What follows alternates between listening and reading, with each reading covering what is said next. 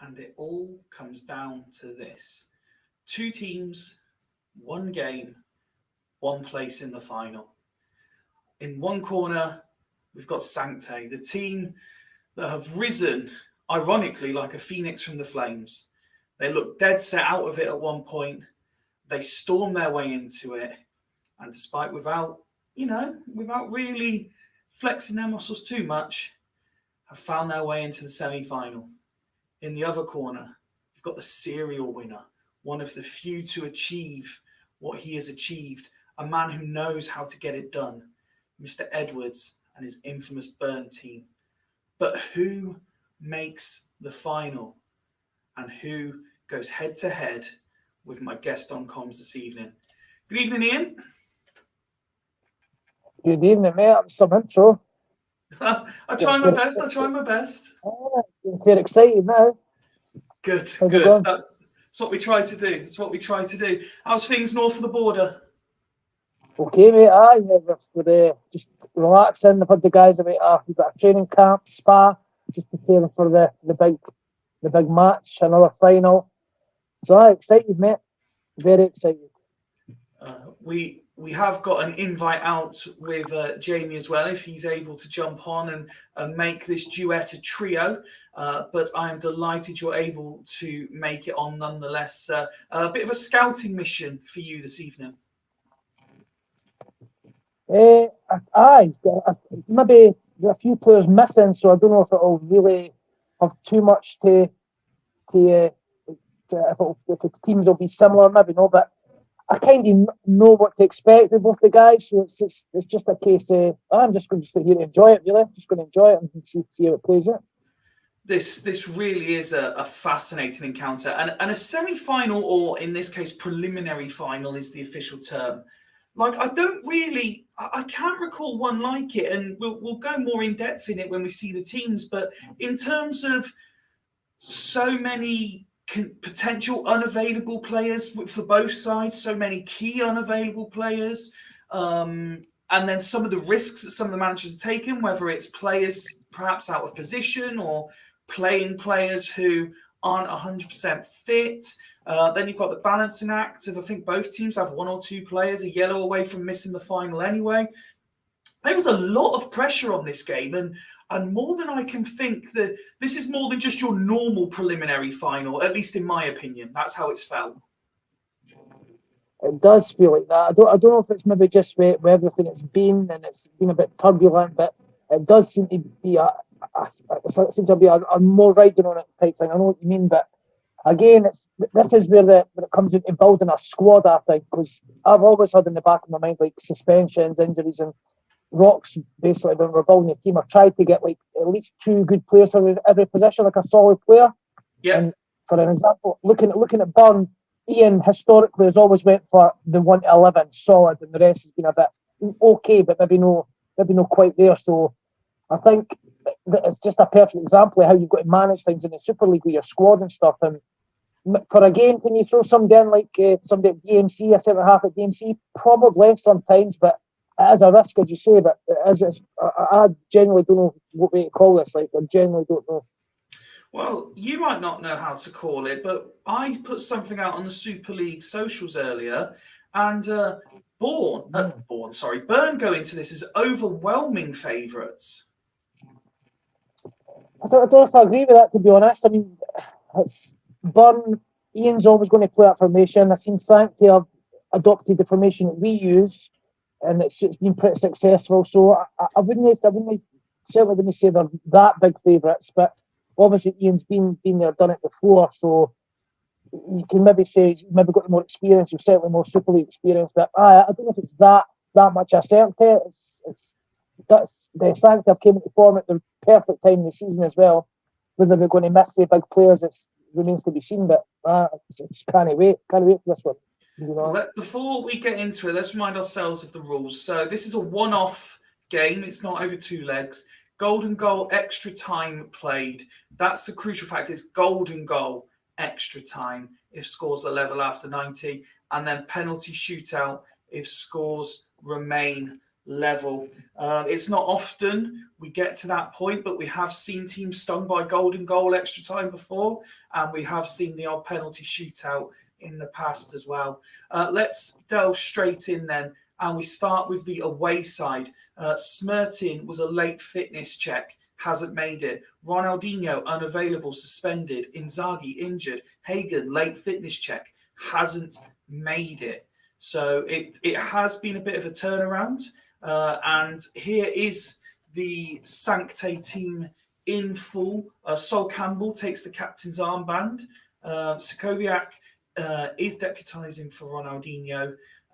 Crucially, every player is 100% fit. Udeze, the interesting addition to the subs bench, not made an appearance yet this season. But as you alluded to in the intro, Ian Hart and Martin Keown both in that defensive midfield line.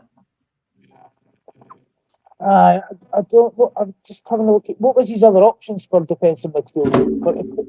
For me to play Keown there as I would have went personally. I would have went with McInnes. That would have been a more solid option. In fact, I definitely would have went with McInnes. I don't know why he's chucked Keown in, to be honest with you. If it pays off, great, but that seems quite crazy. If I'm being honest, when you've got McInnes there, who's absolutely solid, he would have done a job to chuck Keown in. If it comes off, fair play to him, but I think he had other options, to be honest. Up front, getting Constantino back was massive with Inzaghi missing out. Ronaldinho is a big miss, isn't he? I mean, he can change a game, but Sanctae can do a job. For me, that just seems a bit crazy chucking Keown in there when you've got McInnes. But other than that, it's a solid side and a formation that we know works. So, all the best to Duggan here. Absolutely. Let's have a bit of a look into one or two of the players. I remember a couple of episodes ago we were talking on the stream about Oliver Kahn. Forever dependable on the game, although we have seen, as was mentioned at the time, that Duggan himself did have arguably the worst ever Oliver Kahn once, so he'll be delighted and hope that he turns up. I mean, look at his recent form. 8, 8, 8, 8, 9 in the last 5 games. If you then look at some of the other players, the likes of Sol Campbell stands out. He's been solid this season. Gatos, although a lot of managers like him, I don't think he's put in that elite level bracket, but I think he's a very, very good, dependable player. He's had a fantastic season, which has included 6 assists from that left-hand side. And then, of course, you mentioned that DM line, but anyone who can include Ndai stands half a chance of being rock solid and difficult to break down.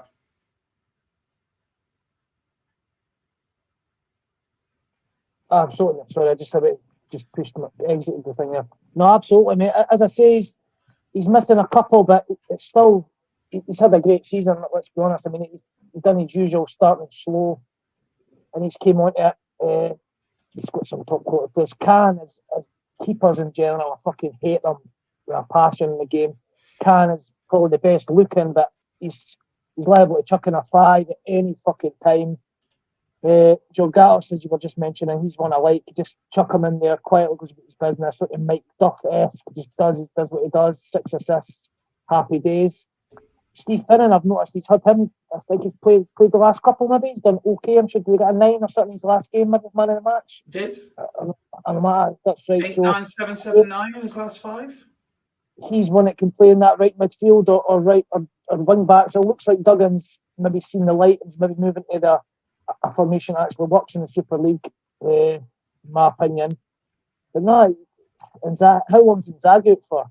Oh, I couldn't possibly give that away. I'm not allowed to know, right? Okay, I thought I'd chance it. Couldn't possibly give that away, just in case they make the final. But I did just show the schedule there, just to confirm to anyone.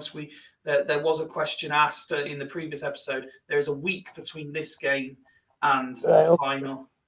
Okay. And Udeze, he's one. I like Udeze. He saw maybe not season 1, but he develops into an absolute beast. So I guess it's wise to have him there when there are bits on the bench when they give out the odd game. But no, you have to give credit to Duggan because earlier in the season you probably wouldn't have put money on Sanctae getting into the playoffs and especially beat the coast to get to this stage. So credit where it's due. Again, that Keown decision, I've just got a niggling feeling it's going to no work out and he's going to regret it. But we can always bring McInnes on at half time. Well, Burn have Keane suspended, Fiore injured. Totti and Ortega both had late fitness tests. Both have been deemed capable of playing. Now, it is a risk to play these players. Of course it is. And this is why Ian is the maverick that he is, because there are very few in this situation that would make that call, I think. They would want as fully fit a squad as possible. But also, interestingly, given the unavailability of Keane and the much documented injury to Drozdov, Makaleli starts today. His first appearance of the season is in the semi-final. That's comparing the two, like selection availability. Burn have definitely got the bum fucking end of the deal. He's missing some massive players. Playing guys on orange injuries, no for me, but I can understand why. It's basically desperation, isn't it? But I think I've seen Karsten Ramel on his reserves there. He would absolutely be in the first team squad for me. Dependable. Makaleli, he can do a job. I mean, he's doing to the bare bonesy in there. And as I was kind of alluding earlier, he's getting his 1-11 solid out with. Maybe no the options. But can I have a look at his reserves, Swifey? I mean, Ramlo for me is. I know he only plays one DMC. Sunday Odyssey, Ramlo, Duljaj. Right, aye, no great. There's fucking injuries in there as well. Ramlo, aye. So when I'm playing the one DMC, he's got to be pretty good. So I can see how he's went for Makaleli over Ramlo. He's got Montella still fit. Duffy will do a job out there. Candia. I mean, he's got injuries, but it's still a squad. They should be able to compete, I think. Whether the injuries are going to come back to bite him remains to be seen. But aye, this is still a competitive team, I would say. So we obviously had a minute or two's chat before we went live. As we go to kick off in this game, we've seen who the people online think are the favourites. They're giving it to Burn. You said you don't know which way to call it. Do you have a preference as to who you play in the final? Yeah, I have been mulling over this. I mean, because we've beaten Burn already, as I was saying to you, I've just got a wee niggling feeling that the game might not like playing them twice on the bounce and could be a bit dangerous. Sanctae are sort of an unknown quantity kind of that came to like lower down sort of in the league and sort of just snuck in. So there's always a danger there. They're matching us up formation. So I really don't know if Burn got a load of injuries or something and maybe fancy them again over Sanctae, but it's at the toss of a coin stage, really, isn't it? So to be honest with you, I've not really got a preference. The only wee thing I would say is maybe prefer Sanctae just because we beat Burn, but that's the only kind of preference I'd have. But aye, it's horrible. If I was saying I wasn't nervous about the final, I'd be lying. But aye, looking forward to this one though. Well, we're going to play the first half on the traditional very fast, and then the second half, as long as it's not over by half time, we will slow it down regardless, as it's the only game. Good luck to both teams. Good luck to both managers. Let's see how the first half plays out and resume at half time. It's Burn who had the first attack of the half, but Sanctae playing their way into it. Candea seeing plenty of the ball. Totti heavily involved for the home side. A yellow card dished out there on 25 minutes. Another yellow card, this time for Scholes. An earlier incident. And Sanctae take the lead through Sokoviak, deputising for Ronaldinho perfectly. Burn miss a good chance to equalise. Could they come to rue that? Sanctae have proven to be very, very difficult to score against. Burn are throwing everything at it. And there is the goal, and it is Montella on the stroke of half time to level things up. Before we click on the match stats, what's your instant reaction to that first half? If I'm being honest with Sanctae, when they scored, I was fearing for Burn, to be honest, because it just had that feeling. It was, as it shows you, it was quite tight end to end. But now getting that goal in 45 totally changes it for me. Right, the momentum swung totally to Northern Burn. But I'm expecting another couple of goals in the second half because it's looking pretty end to end. But I think that goal in half time is massive for Burn because Ian doesn't change it much either. So it's just perfectly set for him now, I think.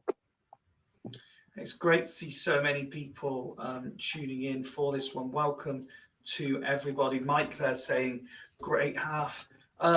You're right, the goal changes everything. The first thing I'm looking at here is for Totti and his condition. It's hardly dropped at all. So wouldn't surprise me. In fact, yes, there it is. Mr. Edwards going as is. He'll be relatively content, but I'm sure he is very firmly perched behind that chair of his right now.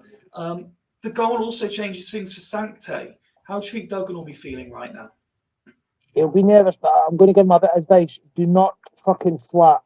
Do not go mental and start changing things about. I would just I'd probably think just leave it, to be honest. Then he flap and change things. That would be my only fucking advice. Because he's still in the game, absolutely. A bit of deflator to get the goal in 45, but he had the early stage of the match. It looked like he was in control, so I would be leaving it if I was Duggan. He's still right in it. Keown on a yellow, I'd maybe get he's on an 8 right enough. Keown for is McKinney's even on the bench? He's not, is he? No. I think I had him on the bench, man. But he's just got to go as is. That's a strange one, that. Let's go to the second half. We'll slow it down and we'll see what happens up to the 60 point. Mike's just saying Khan's a worry, and Jamie saying Const not doing the business for Sanctae. 10 minutes gone in the second half. Not much happening yet, but here come Burn and it's Lopez. Montella tries it, and Campbell gets a yellow. Ortega, Thuram, Lopez, Montella, calm with the save, corner kick, easy clearance, and we reach the hour mark.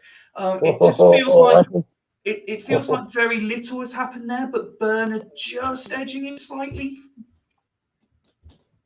It's very tense.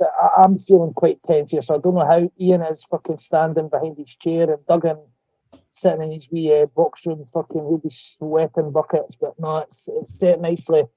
So am I right in saying if this is a draw at 90 minutes, it goes to the golden goal? Is that how it plays? Goal extra time, that's right, yeah. It's looking It's looking, Ian's just going to go as is, I would imagine, unless there's any fitness issues. She's going to go as is. Duggan, Yale Carson to be stacking up a wee bit. His house Tottenham at doing 78. Ian just sit, was it? He's going to roll, isn't he? It wouldn't surprise me if he does, to be honest. What would you do in this situation? If it was Ian, Mm-hmm. I would probably just stick, to be honest. Who's he got on the bench, Matt? Who's on the bench there? I think I'd probably just go. I'd just have to roll with it. I mean, if Totti would like drop below 70, I'd be changing it. But it's at the stage where you really didn't want to be risking in it, Ratings do seem to improve. Sekoviak really doing a good job of replacing Ronaldinho here. A number of yellow cards, and I did see. I flashed up a comment a minute or two ago saying a second half red card could change the game. So maybe that comes into the consideration. Fitness not an issue really here for Sanctae. So could they also go as is and we just play out the 90 with the teams as they started? I think so. As I say, it's a big fucking risky. I don't know what they're going to do. I can't even see his striker options are. Gallardo, D'Alessandro. He hasn't got an out-and-out striker on the bench. This is going to be an as is. I think you've just got to fucking close your eyes and hope for the best here, to be honest. Well, no sides making any changes. Half an hour to play. Let's see who wants it more. Ian Hart brings a save out of Buffon. Dimble saying tense, indeed. Ndai wins it in the end. Constantinu, but he's overhit it. And Buffon, bizarrely deciding to push it away. Duff, Lopez, and then nothing. 20 minutes now to go. And you just feel that pressure rising as each minute ticks by. Free kick to the home side. Lopez. And now Ortega and Montella, but he's dispossessed. 15 minutes to play. We slow it down even more for the last 10. Why not? 83 on the clock. Totti lays it off. Scholes! And Scholes has scored! Has he sent Byrne into the final? Wow. Huge goal from Scholes. And here come Byrne again, and it's Candea. Only 2 minutes being added on. Here comes Sanctae, though. Constantinu. Sekoviak. Buffon gets it out for a corner, which Sekoviak gets in. And Dai! Lopez gets the ball, though, and Byrne retained possession. We're into those added minutes. That's got to be it. And Northern Byrne qualify for the final. It's been a long, hard-fought and very well done season for Sanctae, but it just wasn't enough. And the risks were worth taking for the home side. They decided to play the players who were injury doubts, and they've come away for courtesy of an 84th minute winner from Paul Scholes with a place in the final. Yeah, well done. Yeah, for 60 minutes onward, Sanctae didn't really were offering much, and it was like the text was definitely more Northern Byrne in my opinion. So absolutely, maybe could they maybe changed it at 60 Duggan? Didn't really have many options, but it's just Ian's been took the risk and it's paid off for him. Well done. And commiserations to Duggan, and I'll see Ian on Sunday. You absolutely will. So I will be in an Ian sandwich as both managers, of course, as is tradition, will be invited onto comms, just looking at the comments coming in, and it's a very equal balance of congratulating Byrne and commiserations to Duggan, which is quite right, because as competitive as this league is, it's nothing if not sportsmanly when it counts. They even robbed their great game unlucky. No better than finishing 7th if you don't win it. That's his consolation message. Still more to flash up. Let's have a quick look at the player stats before I throw any more. Let's start with the victorious home side, and it is that man up top who gets man of the match for his performance in Montella. His big players have turned up, haven't they? Montella, Scholes, Totti getting an 8, being a fitness worry, Mikey Duff, Vincent Candela. Montella, I think he was on a 6 at half time. He stood up. I think in the later stages of the match, everybody just stood up. Buffon getting an 8. It's just, it couldn't have went any better for Ian, really. Everybody's turned up and he's got over the line. Massive credit for him. He took risks probably that other managers didn't take, as we were saying, with starting the guys on arms injuries. So, massive credit to him. And hopefully they've picked up a few more injuries and suspensions for Sunday. As for Sanctae, primarily good ratings. Constantinu, with the two massive players missing, they really needed him to stand up and be counted, and it was an okay performance, but not enough in the end. I think they missed Ronaldinho. I think anybody would miss Ronaldinho. And Zaghi as well. I mean, Keown's came in and done okay on an 8. You'll get away with that maybe for the odd match, as I say, but I think this match, as it was ticking on, he was crying out for a wee bit Ronaldinho just to dig him out a hole. But he's had a good season. I mean, he's started poorly.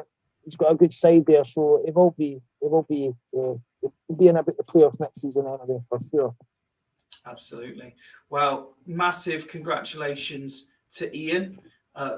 Commiserations to Duggan, because it has been a relentless battle at the end of the season that saw him claim 5th and get all the way to the semi-final. A feat not to be underestimated. And as you said, the makings there clearly of a very, very good squad. But that means that on Sunday, it is one eye Ian's Northern Burn against two eye Ian's Haggis. A match I'm very much looking forward to overseeing with you both, hopefully, in the studio.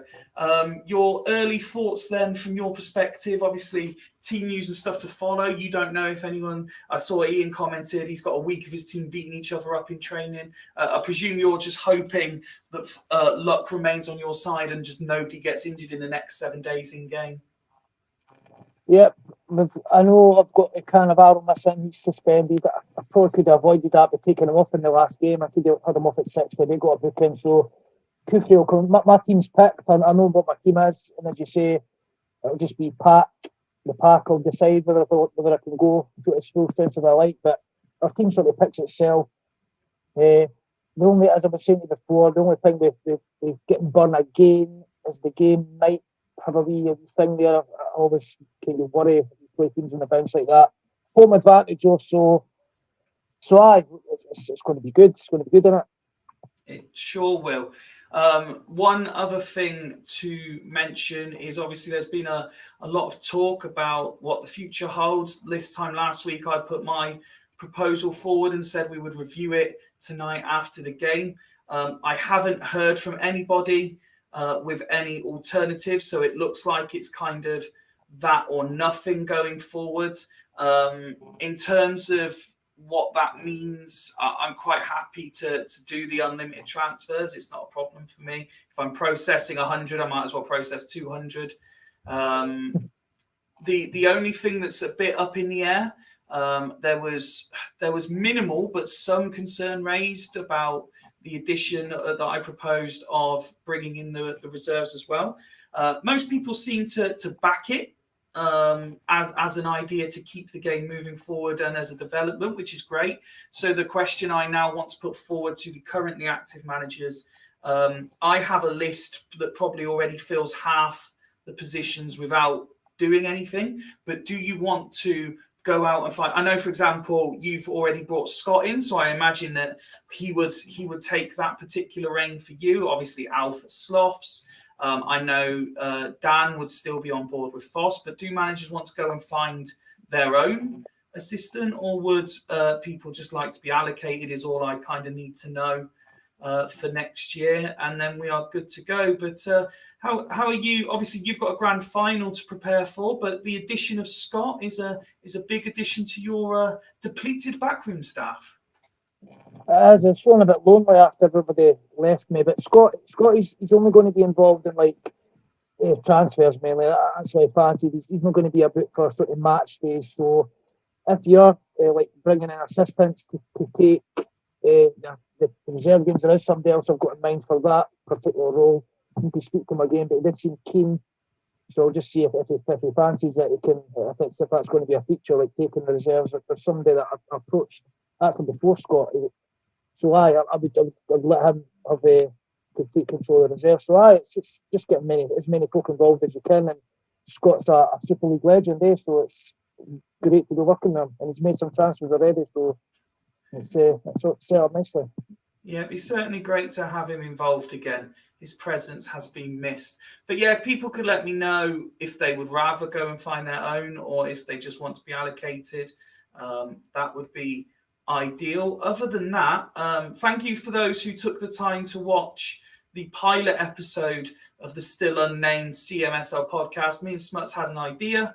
We rolled with the idea. It's certainly not a finished article, but obviously going into the new season, if it is something you'd like, I do think it could bridge the gap between the blog, or what was the blog, and the old Friday night episodes.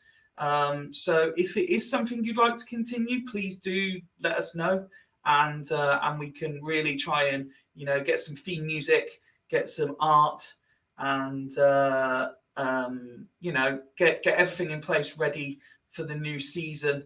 But there's still plenty to consider. Maybe give a deadline for finding your own. I can certainly do that if that's how people want to play. I just want to understand, because the Super League isn't a dictatorship; it is a community.